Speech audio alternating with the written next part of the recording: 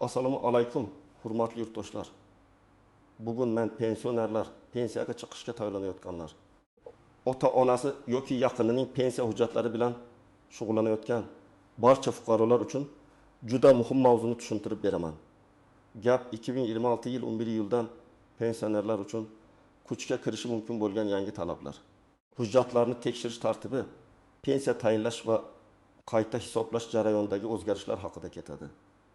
Bu ma'lumotni e'tiborsiz qoldirish mumkin emas, chunki bitta yetishmayotgan hujjat, bitta noto'g'ri kiritilgan ish staji yoki bitta tasdiqlanmagan ma'lumot pensiya miqdoriga bevosita ta'sir qilishi mumkin. Shuning uchun videoni oxirigacha ko'ring. Men bugun murakkab qonuniy iboralarni oddiy tilda tushuntiraman. Kim xavotir olishi kerak, kimda muammo bo'lmasligi mumkin. Qaysi hujjatlar hozirdan tayyor turishi kerak, qayerga murojaat qilish kerak va eng muhimi, qanday xatolarga yo'l qo'ymaslik kerak. Kanalga hoziroq obuna bo'ling, videoga like bosing, chunki bunday ma'lumotlar ko'pchilikka kerak bo'ladi. Avval pensiya masalasida ko'p narsa qog'oz hujjatlarga, mehnat daftarchasiga, korxona arxivlaridan olingan ma'lumotnomalarga va fuqaroning o'zi olib kelgan tasdiqlovchi hujjatlarga bog'liq edi. Masalan, odam 30 yil ishlagan bo'lsa, mehnat daftarchasida yozuvlar to'liq bo'lsa, ko'p hollarda shu asosiy dalil sifatida qabul qilinar edi. Lekin amaliyotda muammolar ko'p uchradi. Ba'zi korxonalar yopilib ketgan, arxivlar topilmagan, ishga qabul qilingan sana bilan ishdan bo'shagan sana noto'g'ri yozilgan, muhr xira bosilgan, familiya nikohdan keyin o'zgargan, lekin hujjatlarda bog'liqlik tasdiqlanmagan. Endi jarayon bosqichma-bosqich raqamli ma'lumotlar. Yagona elektron bazalar va avtomatik tekshiruvlarga ko'proq tayanadigan bo'lib bormoqda. Bu nimani anglatadi? Bu shuni anglatadiki, pensioner yoki pensiyaga chiqmoqchi bo'lgan fuqaro faqat men ishlaganman deb aytishi yetarli bo'lmaydi. Uning ish staji, daromadi, sug'urta badallari, ish beruvchi tomonidan kiritilgan ma'lumotlar, shaxsiy identifikatsiya raqami, bank hisob varag'i, yashash manzili va boshqa ma'lumotlari tizimlarda bir-biriga mos kelishi kerak.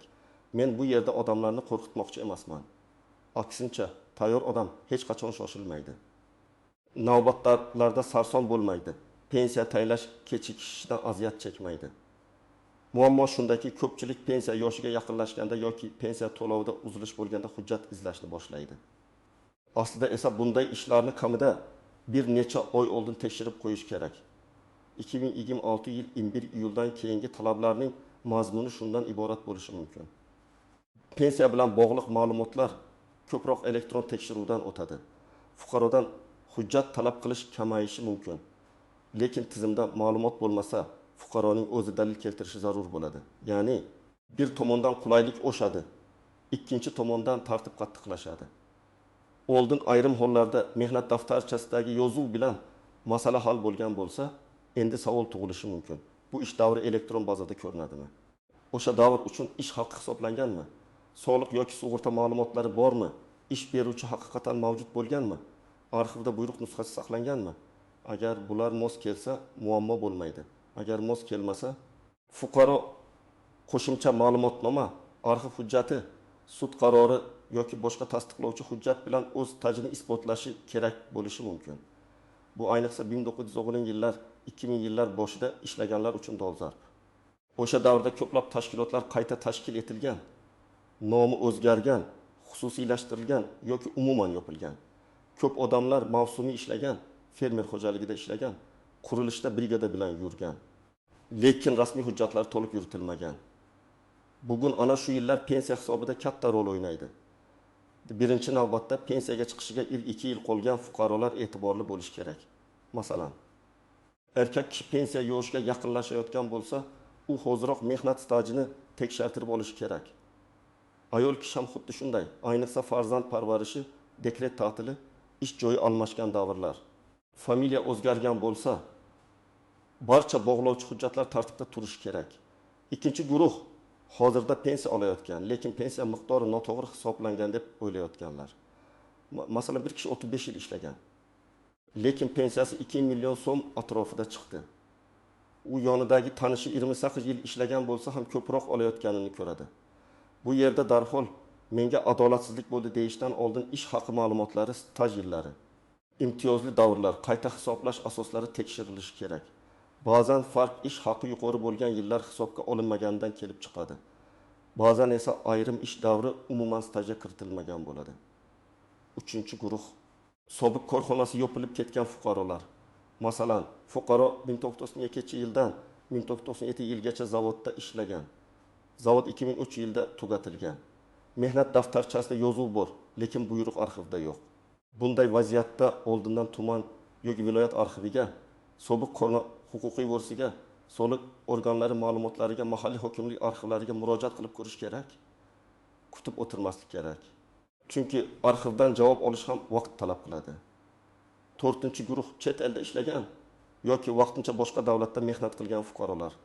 Agar ish rasmiy bo'lgan bo'lsa, xalqaro shartnomalar, tasdiqlovchi hujjatlar va tarjimalar kerak bo'lishi mumkin. Agar norasmiy ishlangan bo'lsa, bunday davr pensiya stajiga qo'shilmasligi ehtimoli yuqori. Shuning uchun chet eldagi ish davrini oddiy og'zaki tushuntirish bilan emas, rasmiy hujjat bilan isbotlash masalasi juda muhim. Keling, birinchi misolni olaylik. Xolda opa 2026 yilda pensiya chiqmoqchi. U 1992 yildan 2000 yilgacha tikuv fabrikasida ishlagan, keyin bozor savdosiga o'tgan, keyin 2000 yildan yana rasmiy ishga kirgan. Mehnat daftarchasida fabrika davri bor.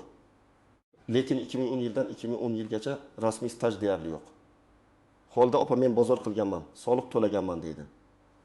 Agar u yakka tartibdagi tadbirkor sifatida ro'yxatdan o'tgan bo'lsa va to'lovlari bo'lsa, bu alohida tekshiriladi. Agar hech qanday rasmiy ro'yxat bo'lmasa, bu yillar pensiyaga qo'shilmasligi mumkin. Natijada u o'ylagan 30 yil emas, tasdiqlangan 21 yil staj chiqishi mumkin. Bu esa pensiya miqdorini kamaytiradi. Ikkinchi misol. Rustam aka garbiy ishlaganman deydi. Mehnat daftarchasini ko'rsak, 1995 yildan 1995 yilgacha bir tashkilotda, 1995 yildan 2005 yilgacha boshqa tashkilotda, 2005 yildan 2025 yilgacha 3-tashkilotda ishlagan. Lekin birinchi tashkilot yozuvida ishga qabul qilish buyrug'i raqami bor, ishdan bo'shash buyrug'i raqami yo'q. Ikkinchi tashkilotda muhr noto'g'ri bosilgan. 3-tashkilot bo'yicha elektron bazada hammasi yaxshi. Bunday holatda eng ko'p muammo eski 2 davrda chiqadi. Agar Rustam aka hoziroq arxivdan tasdiq olib qo'ysa, pensiya tayinlashda kechikish bo'lmaydi. Agar oxirgi oyda yugursa, pensiya tayinlash cho'zilishi mumkin. 3-misol. Mavluda opa turmushga chiqqandan keyin familiyasini o'zgartirgan. Diplomda bir familiya, mehnat daftarchasining boshida boshqa familiya. Pasportda esa hozirgi familiya. Agar nikoh guvohnomasi yoki familiya o'zgargani tasdiqlovchi hujjat bo'lmasa, tizim yoki mutaxassis bu bir odam ekanini qanday isbotlaymiz degan savol beradi. Ko'pchilik buni mayda narsa deb o'ylaydi, lekin amalda bunday mayda hujjat pensiya ishini to'xtab qo'yishi mumkin. 4-misol. Akmal aka ish haqim yuqori bo'lgan, pensiyam ham yuqori chiqishi kerak deydi. Lekin tekshiruvda ko'rinadiki, u yuqori maosh olgan davrda ish beruvchi barcha to'lovlarni rasmiy ko'rsatmagan. Qo'lga 5 million so'm olgan. Hujjatda esa 2 million so'm ko'rsatilgan. Pensiya hisobida odatda rasmiy ma'lumot asos bo'ladi. Shuning uchun men shuncha olganman degan gapning o'zi yetmaydi. Rasmiy ish haqi ma'lumoti, soliq va boshqa hisob-kitoblar muhim. Agar fuqaroning butun ish faoliyati rasmiy bo'lgan bo'lsa, ish beruvchilar ma'lumotlarni to'g'ri kiritgan bo'lsa, mehnat daftarchasi tartibli bo'lsa, elektron ma'lumotlarda uzilish bo'lmasa, bunday odamda katta muammo bo'lmasligi kerak. Masalan, bir o'qituvchi 25-30 yil davlat maktabida uzluksiz ishlagan, buyruqlari bor, ish haqi doim rasmiy bo'lgan, familiya va pasport ma'lumotlari mos, bank kartasi o'z nomida. Bunday holatda jarayon ancha silliq o'tadi. Lekin men baribir umuman xavotir olmang demayman. Chunki hatto davlat tashkilotlarida ham texnik xatolar bo'lishi mumkin. Masalan, tug'ilgan sana bir joyda 15 mart, boshqa joyda 17 mart kiritilgan bo'ladi. Pasport seriyasi eski hujjat bo'yicha qolib ketgan bo'ladi. JSHR noto'g'ri biriktirilgan bo'lishi mumkin. Bu xatolar katta ko'rinmaydi. Lekin elektron tekshiruvda mos kelmaslik sifati chiqadi. Shuning uchun har bir pensioner yoki bo'lajak pensioner o'z ma'lumotini kamida bir marta tekshirtirib olishi kerak. Eng muhim nozik jihatlardan biri shuki, hamma ish davri ham avtomatik ravishda stajga qo'shilavermaydi. Masalan, o'qish davri, harbiy xizmat, bola parvarishi, nogironlik bilan bog'liq davrlar, imtiyozli ish sharoitlari bo'yicha davrlar alohida qoidalarga ega bo'lishi mumkin. Ularni to'g'ri kiritish uchun alohida hujjatlar talab qilinadi. Harbiy xizmat uchun harbiy bilet yoki tegishli ma'lumotnoma, o'qish uchun diplom yoki arxiv ma'lumotnomasi, bola parvarishi uchun tug'ilganlik guvohnomasi va boshqa tasdiqlar kerak bo'lishi mumkin. Ikkinchi nozik masala: imtiyozli pensiya yoki zararli mehnat sharoitida ishlaganlar masalasi. Masalan, kon kimyo, issiq seks, og'ir ishlab chiqarish, tibbiyotning ayrim yo'nalishlari yoki maxsus lavozimlarda ishlaganlar imtiyozli tartibda pensiya olishga da'vo qilishi mumkin. Lekin bu yerda faqat men qiyin joyda ishlaganman deyish yetarli emas. Lavozim nomi, ish joyi. Mehnat sharoiti attestatsiya hujjatlari, buyruqlar va tasdiqlangan ro'yxatlar mos kelishi kerak. Lavozim nomidagi bitta farq ham muammo keltirishi mumkin. Masalan, hujjatda operator deb yozilgan. Fuqaro esa amalda zararli sexda ishlaganini aytadi. Agar lavozim zararli ishlar ro'yxatiga mos kelmasa, imtiyoz berilmasligi mumkin. Uchinchi masala: pensiyani qayta hisoblash. Ba'zi pensionerlar pensiyaga chiqqandan keyin ham ishlaydi. Ular ma'lum davrdan keyin pensiyani qayta hisoblatish imkoniyatini so'raydi. Bu yerda ham rasmiy ishlagan davr, ish haqi, to'langan badallar, murojaat vaqti muhim. Agar odam pensiyaga chiqqandan keyin norasmiy ishlagan bo'lsa, bu odatda qayta hisoblashda yordam bermaydi. Agar rasmiy ishlagan bo'lsa, tegishli tartibda murojaat qilish kerak. To'rtinchi masala: bank orqali pensiya olish. Pensionerning bank kartasi o'z nomida bo'lishi, muddati o'tmagan bo'lishi, shaxsiy ma'lumotlari to'g'ri bo'lishi muhim. Ba'zan pensiya kechikdi deb o'ylashadi. Aslida karta bloklangan, bank ma'lumotlari yangilanmagan yoki pensioner boshqa hududga ko'chgan bo'ladi. Shuning uchun bank rekvizitlari va shaxsiy ma'lumotlarni yangilab turish kerak. Beshinchi masala: pensionerning yashash joyi. Agar fuqaro bir tumandan boshqa tumanga ko'chsa, doimiy ro'yxat, vaqtincha ro'yxat, pensiya ishini ko'chirish masalalari paydo bo'ladi. Ayniqsa keksa odamlar farzandlarininkiga ko'chib o'tadi. Lekin hujjatlarda eski manzil qoladi. Keyin xabarnoma kelmaydi, chaqiruvni ko'rmaydi, tekshiruvdan bexabar qoladi. Bunday vaziyatda pensionerning o'zi yoki farzandlari ma'lumotlarni yangilashi zarur. Eng katta xato hujjatlarni oxirgi kunga qoldirish. Men ko'p holatlarda shuni ko'raman. Odam pensiya yoshiga yetgandan keyin keladi. Menga pensiya tayinlang deydi. Tekshiruv boshlanadi. 1994 yilgi ish joyidan hujjat kerak bo'ladi. Arxivga so'rov ketadi. Arxiv 25 kun, 30 kun yoki undan ko'proq muddatda javob beradi. Agar hujjat topilmasa, yana boshqa yo'l izlanadi. Natijada odam asabiylashadi, nega darrov hal bo'lmayapti deydi. Aslida bu masala oldindan ko'rilsa, muammo ancha yengil bo'lardi. Ikkinchi xato: mehnat daftarchasidagi yozuvlarni tekshirmaslik. Daftarchada sana, buyruq raqami, tashkilot nomi, lavozim, muhr, imzo aniq bo'lishi kerak. Ba'zi yozuvlarda ishga qabul qilindi bor, lekin ishdan bo'shatildi yo'q.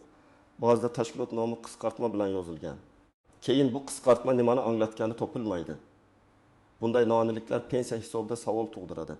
Uchinchi xato: familiya, ism, otasining ismidagi farqlarni e'tiborsiz qoldirish. Masalan, bir hujjatda Abdullayeva, boshqasida Abdullayeva, uchinchisida Abdullayeva M deb yozilgan. Oddiy ko'z bilan qaraganda bitta odamga o'xshaydi, lekin rasmiy jarayonda bu farq izoh talab qiladi. Ayniqsa lotin va kirill yozuvidagi farqlar. Eski pasport va yangi ID karta o'rtasidagi tafovutlar alohida tekshirilishi mumkin. To'rtinchi xato: og'zaki va'dalarga ishonish. Korxonadagilar keyin to'g'rilab beradi. Arxivda bor bo'lsa kerak. Hammasi kompyuterda turibdi degan gaplar yetarli kafolat emas. Fuqaro o'z hujjatining nusxasini, ma'lumotnomasini, arxiv javobini, ish haqi haqidagi tasdiqni ko'zi bilan ko'rish kerak. Rasmiy javob bo'lsa, keyingi bosqichda isbot osonlashadi. Endi eng muhim qismga o'tamiz. Nima qilish kerak? Birinchi qadam: shaxsiy hujjatlarni tartibga keltiring. Pasport yoki ID karta, JSSHR, tug'ilganlik guvohnomasi, nikoh yoki ajrim guvohnomasi. Familiya o'zgargan bo'lsa, uni tasdiqlovchi hujjat, bolalarning tug'ilganlik guvohnomalari, harbiy bilet, diplom, mehnat daftarchasi va boshqa asosiy hujjatlarni bitta papkaga yig'ing. Har bir hujjatning nusxasini alohida tayyorlab qo'ying. Ikkinchi qadam: mehnat daftarchangizni boshidan oxirigacha tekshiring. Har bir ish joyi bo'yicha sana bormi, buyruq raqami bormi, lavozim ko'rsatilganmi, muhr va imzo bormi? Ishga qabul qilingan va ishdan bo'shagan sanalar bir-biriga mosmi? Orada bo'shliq bormi? Shularni ko'rib chiqing. Agar tushunmasangiz, tajribali kadrlar bo'limi xodimi, pensiya bo'limi mutaxassisi yoki huquqshunosdan maslahat oling. 3-qadam, eski ish joylaringiz bo'yicha arxiv ma'lumotlarini oldindan so'rang. Agar korxona hali ishlayotgan bo'lsa, kadrlar bo'limiga murojaat qiling. Agar korxona yopilgan bo'lsa, tuman yoki viloyat arxiviga, korxonaning huquqiy vorisiga, hokimlikka yoki tegishli tashkilotga yozma so'rov bering.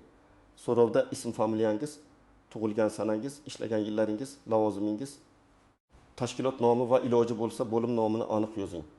Men sizlarda ishlaganman, ma'lumot bering deb umumiy yozmang. Qancha aniq yozsangiz javob topish shuncha oson bo'ladi. 4-qadam, ish haqi ma'lumotlarini tekshiring. Pensiya miqdoriga faqat staj emas, rasmiy daromad ham ta'sir qilishi mumkin. Agar ma'lum yillarda ish haqingiz yuqori bo'lgan bo'lsa, o'sha yillar bo'yicha ma'lumotnoma bor yo'qligini aniqlang. Ish haqi ma'lumotnomasi tashkilot yoki arxiv tomonidan rasmiy shaklda berilishi. Unda rahbar va mas'ul shaxs imzosi, davr va summalar aniq ko'rsatilishi kerak. 5-qadam, elektron xizmatlardan foydalaning. Davlat xizmatlari markazi, pensiya tizimi bo'yicha tegishli idoralar, my.ko'hit, uz kabi elektron platformalar orqali ma'lumotlarni tekshirish imkoniyati bo'lsa, undan foydalaning. Agar o'zingiz qiynalsangiz, farzandingiz, nabirangiz yoki ishonchli yaqinlaringizdan yordam so'rang. Lekin shaxsiy ma'lumotlaringizni begona odamga bermang. Telefoningizga kelgan kodlarni hech kimga aytmang. 6-qadam, pensiya bo'limiga oldindan maslahat uchun boring. Hali pensiya yoshingiz kelmagan bo'lsa ham hujjatlaringizni ko'rsatib, qaysi joyda kamchilik borligini so'rashingiz mumkin. Mutaxassis sizga mana bu davr bo'yicha arxiv tasdig'i kerak, mana bu familiya o'zgarishi bo'yicha hujjat kerak, mana bu ish joyi bo'yicha yozuv noaniq deb yo'l ko'rsatadi. Bu maslahat sizni keyinchalik katta muammodan saqlaydi. 7-qadam, hamma murojaatni yozma yoki rasmiy elektron shaklda qiling. Og'zaki gap esdan chiqadi, isbot bo'lmaydi. Arxivga so'rov berdingizmi, nusxasini saqlang. Javob oldingizmi, aslini va nusxasini saqlang. Pensiya bo'limiga hujjat topshirdingizmi, qabul qilinganini tasdiqlovchi qayd yoki kvitansiyani oling. Hujjatlaringiz yo'qolib qolmasligi uchun ularni tartib bilan papkada saqlang. Agar arxivga murojaat qilsangiz, matn taxminan shunday mazmunda bo'lishi kerak. Men falonchi, falon sanada tug'ilganman, falon tashkilotda falon yildan falon yilgacha falon lavozimda ishlaganman. Pensiya hujjatlarini rasmiylashtirish uchun ishga qabul qilingan va ishdan bo'shatilganim, lavozim hamda ish haqi to'g'risidagi ma'lumotlarni berishingizni so'rayman. Aloqa telefonim va manzilim shunday. Shu tarzda aniq yozish kerak. Agar pensiya bo'limiga murojaat qilsangiz, pensiyamni tekshirib bering deb umumiy aytish o'rniga savolingizni aniq qo'ying. Masalan, 1993-1998 yillardagi ish stajim hisobga olinganmi? Pensiyamni hisoblashda 2005-2010 yillardagi ish haqi ma'lumotlari inobatga olinganmi? Farzand parvarishi davri stajga kiritilganmi? Pensiyaga chiqqandan keyin ishlagan davrim bo'yicha qayta hisoblash mumkinmi? Aniq savolga aniq javob olish osonroq. Men farzandlarga alohida murojaat qilaman. Ota-onangiz pensioner bo'lsa yoki pensiya yoshiga yaqinlashayotgan bo'lsa, ularga yordam bering. Keksa odamlar ko'p hollarda elektron tizimlardan foydalanishga qiynaladi. Arxivga qanday yozishni bilmaydi. Qaysi hujjat muhimligini ajrata olmaydi. Siz bir kun vaqt ajratib ularning mehnat daftarchasini, pasportini, bank kartasini, manzil ma'lumotlarini, eski hujjatlarni tartibga keltirsangiz, ertaga katta muammoning oldini olasiz. Ayniqsa ota-onangiz eski korxonalarda ishlagan bo'lsa, hujjatlari kiril yozuvida bo'lsa, familiya o'zgargan bo'lsa, boshqa viloyatda ishlagan bo'lsa, bu ishni cho'zmaslik kerak. Bugun so'rov berilsa, javob bir oyda kelishi mumkin. Ertaga pensiya tayinlash kuni kelganda esa shu bir oy juda og'ir tuyuladi. Hurmatli yurtdoshlar, 2026 yil 11 yildan pensionerlar uchun talablar kuchayishi yoki tartib yanada aniqroq bo'lishi degani, hammaga muammo bo'ladi degani emas. Bu avvalo hujjati tartibli odam yutadi. Hujjatchala odam esa oldindan tayyorlanishi kerak degani. Ish staji, ish haqi arxiv ma'lumotlari, familiya o'zgarishi, bank rekvizitlari, yashash manzili va elektron bazalardagi ma'lumotlar bir-biriga mos bo'lsa, pensiya jarayoni ancha oson kechadi. Men sizga tavsiya qilaman. Bugunoq hujjatlaringizni tekshiring, mehnat daftarchangizni ko'zdan kechiring, eski ish joylaringiz bo'yicha ma'lumotlarni aniqlang. Zarur bo'lsa arxivga murojaat qiling. pensiya bo'limidan maslahat oling. Eng muhimi, oxirgi kunga qoldirmang. Pensiya bu insonning ko'p yillik mehnati evaziga oladigan haqqi.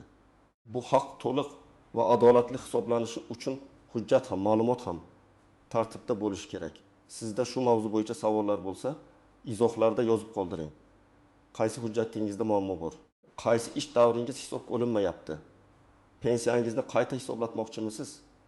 Men keyingi videolarda eng ko'p uchraydigan savollarga alohida javob beraman. Videoga like bosing, kanalga obuna bo'ling va bu ma'lumotni ota-onangizga, qo'shnilaringizga, pensiya yoshiga yaqinlashayotgan tanishlaringizga yuboring. Bu xabar ko'pchilikka kerak bo'lishi mumkin.